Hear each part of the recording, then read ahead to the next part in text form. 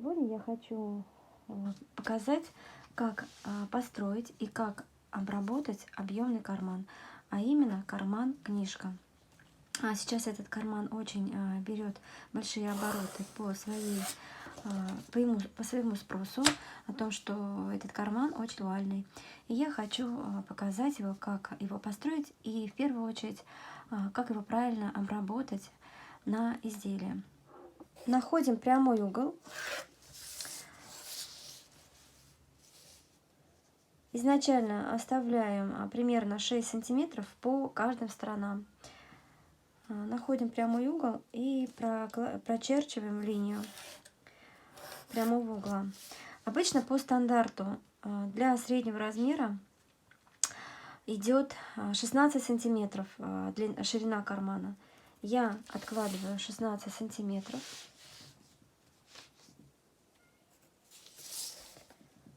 Провожу линию. По стандарту длина кармана идет где-то примерно на сантиметр, полтора длиннее ширины кармана. Но давайте сделаем 18. Так как карман у нас брючный, отложим 18 сантиметров. Мы зарисовали прямоугольник. Теперь нам нужно сделать прибавку на боковые стороны, боковые и нижнюю сторону, и верхний край подгиб. Для начала я прибавлю на саму складку. Обычно сама складка 4 сантиметра, 2 сантиметра закладывается и 4 сантиметра в готовом виде. Я откладываю 4 сантиметра по всем сторонам.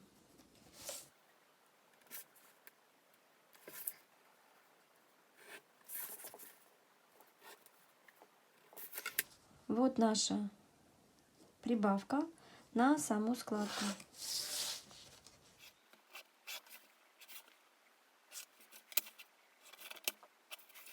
Дальше на ширину подгиба нам нужно прибавить припуск на подгибку. Обычно в готовом виде ширина подгибки верхнего края кармана 3,5 сантиметра. Я прибавлю 3,5 сантиметра. Продолжаем нашу линию. Получается, это у нас идет боковая сторона, это идет боковая сторона, это идет низ, это идет вверх. Данная деталь у нас идет в готовом виде. И уже при раскрое я буду делать прибавку на швы. Но здесь я должна учесть маленькие нюансики. Я сейчас вырежу лекало.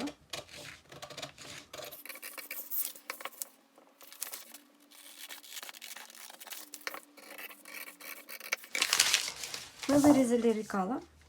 И сейчас вот эти вот уголочки нам надо обязательно срезать. Это наши углы обтачивания объема кармана.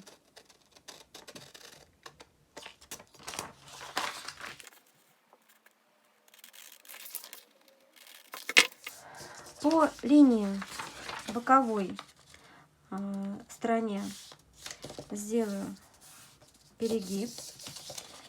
По другой стороне сделаю перегиб. По нижнему краю сделаю перегиб. По верхнему краю сделаю тоже перегиб. И в данный момент мы должны сделать обязательно натяжки. Натяжку по линии подгибки, а именно натяжку по линии перегиба верхнего края кармана.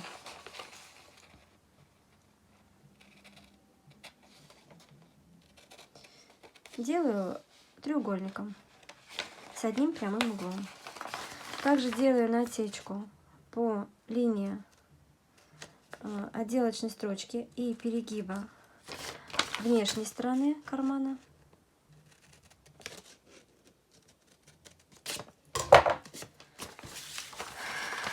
И в данный момент карман у нас для уже обработки готов. Далее мы сделаем выкройку карман в крое.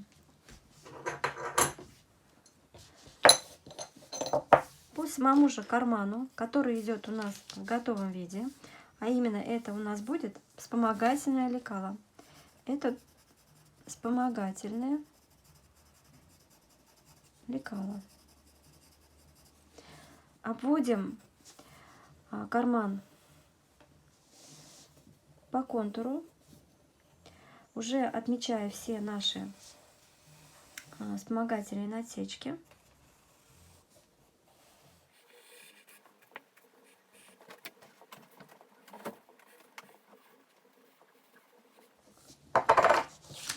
И уже уточняем наши обведенные линии строго-настрого прямыми линиями.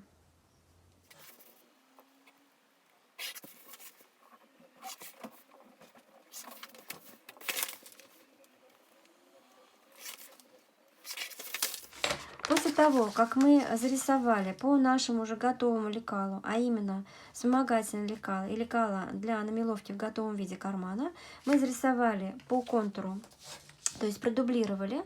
Здесь уже мы делаем прибавку на швы. Прибавляем по сантиметру на подгиб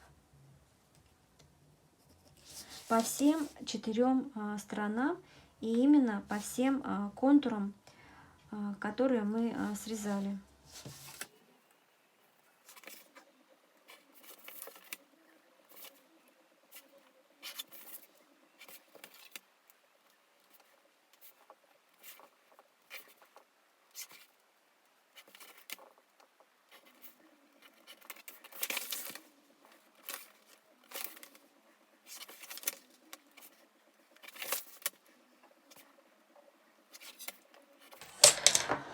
Ну вот, мы зарисовали.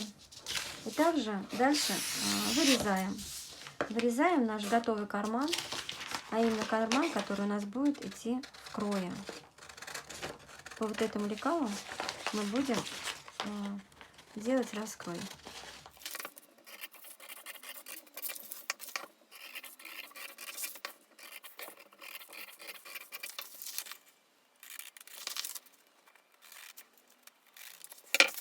Карман в крое у нас. В данный момент разница у нас между карманами идет в 1 сантиметр. Это лекало мы будем использовать в качестве вспомогательного для намеловки, а это лекало для раскроя. Дальше нам нужно построить клапан. Клапан мы будем делать обычный, прямоугольный. И будем его делать цельнокроенный. Для этого берем, также находим прямой угол. Если у нас ширина кармана в готовом виде 16 сантиметров, клапан всегда берется где-то на 0,2 на 0,3 с каждой стороны больше. Значит, я клапан должна раскроить по длине на 0,5 больше самого кармана. Откладываю 16,5. Находим прямой угол.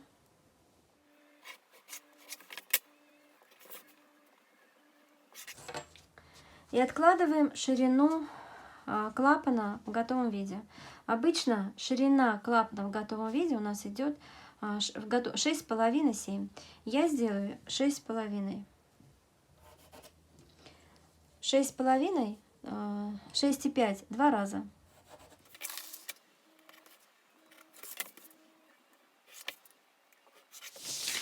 Вот, это перегиба. Это линия среза. Это линия среза по шву притачивания. Клапан мы должны также сделать для линии обтачивания и для линии раскроя. Сейчас я сделаю для обтачивания.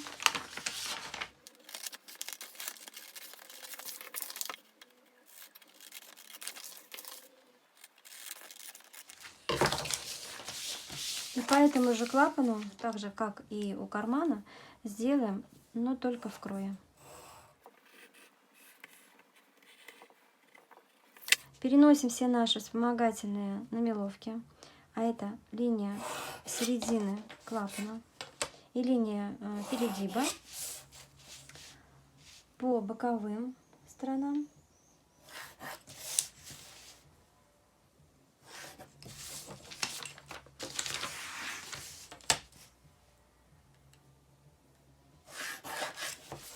Вот. И здесь мы уже прибавляем на обтачивание не сантиметр, а 0,7. Все обтачные швы у нас всегда идут 0,7, 0,6, 0,7. И поэтому по боковым сторонам припуск на обтачивание я прибавляю 0,7 с одной стороны, с другой стороны.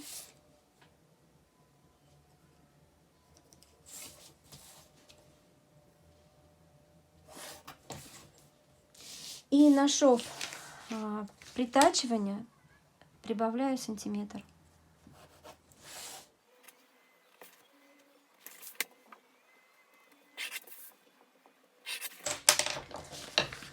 Вот получается наш карман в крое уже будет с учетом припусков на швы.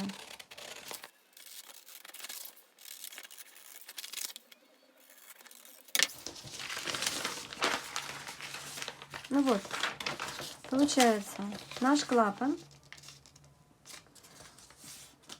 в готовом виде. Это идет клапан в готовом виде. На линии перегиба делаем обязательно насечку, означающую линию перегиба. Вообще его можно было сделать в половинчатом виде, но я сделала цельный. Вот. Это клапан у нас будет для обтачивания. Другая выкройка у нас идет уже в крое, в крое. И здесь уже прибавили мы швы на обтачивание 0,7. Но хочется пометить, что нужно делать не так, как я сделала 16,7, если ткань толстая, а нужно сделать уже по 0,2 с каждой стороны на уработку. То есть, если мы хотим 16,5 в готовом виде, то мы должны прибавить плюс 0,2 в одну сторону, плюс 0,2 в другую сторону. И у нас получится, что мы должны были зарисовать длину клапана где-то 16,9. Но это на уработку. Ну вот все лекала у нас готовы, а именно карман в крое для раскроя и карман для качества вспомогательного лекала у нас готово. Клапан в крое и для обтачивания у нас готов. Этот же карман у нас будет, это же лекало у нас будет служить в качестве притачивания. И в завершение нам нужно обязательно отметить нить основы. Нить основы на карманах, на клапанах должна быть строго вдоль длины кармана. Обязательно отмечаем, делаем пометку направление нити основы. Вот она должна быть параллельно, кромка должна быть вдоль длины кармана. Это строго. На клапане то же самое. Ни в коем случае нить основы поперек длины клапана не должна быть. Направление нити основы должно быть строго, так же, как и раскроен карман. Нить основы. Ну все. Все рассечки я сделала. Вспомогательные рассечки, которые нам служат в качестве дополнения. Дальше мы можем делать раскрой.